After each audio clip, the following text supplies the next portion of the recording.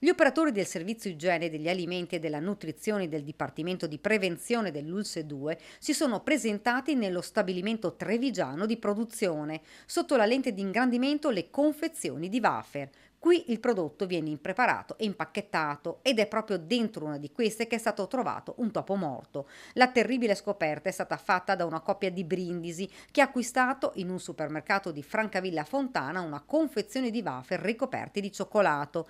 La donna, che ha mangiato il biscotto, si è poi sentita male. Gli operatori hanno contattato il centro antiveleni e dai sintomi sono state escluse intossicazioni o pericoli per la salute. All'interno della confezione i resti di un topo. Dopo lo sconcerto, la coppia si è recata dai carabinieri ed ha presentato una denuncia. L'animale è stato inviato all'istituto zooprofilattico che ha accertato che si trattava di un topo comune. Immediate le indagini, prima nel negozio dove il prodotto era stato acquistato, ma il servizio di igiene degli alimenti dell'ASL di Brindisi, dopo aver effettuato gli accertamenti al supermercato, non ha riscontrato nulla di anomalo. Controllate le confezioni dello stesso prodotto e della medesima marca che sono state per il momento ritirate in attesa degli esiti delle indagini. Al negozio tutto è risultato nella norma, nel mirino è quindi finita l'azienda trevigiana dove il prodotto è stato confezionato.